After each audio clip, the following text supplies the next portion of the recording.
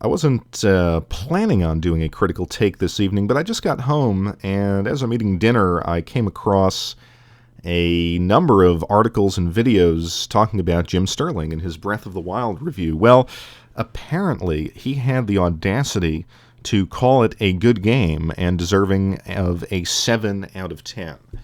And this prompted a number of people on the internet to send him death threats and actually attack his, social media sites and his website with a denial of service attack.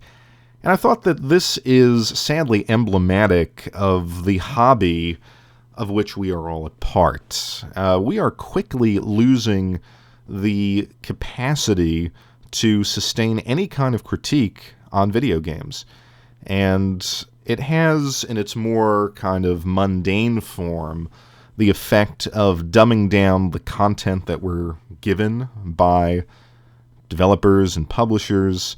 But the fact that it can take a violent and potentially illegal turn is utterly shocking. I mean, I don't know who are the people who will take time out of their day to write a death threat on Facebook, or who are the people that would invest the time and resources to hack this guy's social media account. I mean, if this is a priority in your life, your head is so far up your ass, you are the social media version of Boogie2988's active sitting stool.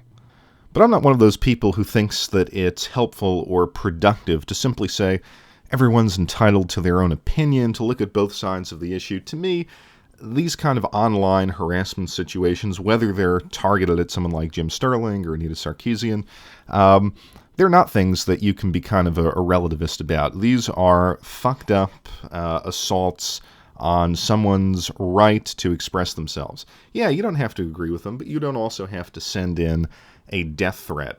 And I think it is actually pathetic to look at all of the issues in society these days about which we should have a primal rage, to make a little video game pun there. I mean, look at all of the nonsense that's going on a daily basis. Our healthcare system that is currently fucked up and being made to be even more fucked up in the coming future.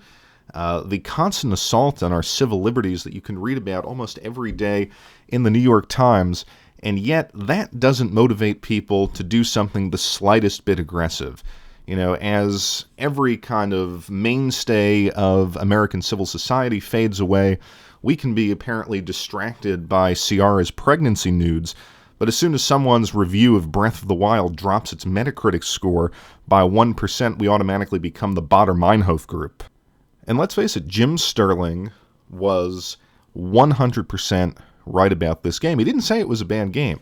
His argument was, it is a brilliantly designed game. It is a game that is immensely fun in certain stretches, but it's also a game that is needlessly frustrating because of all of these systems that Nintendo has forced upon us that actually take away from the sense of freedom that the game is otherwise creating.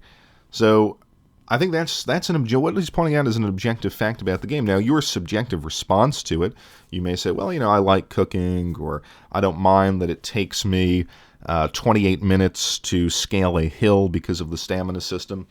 That's fine, but these are valid points. They need to come into the discussion. And by silencing a divergent opinion, we're actually ruining this hobby for potentially generations to come.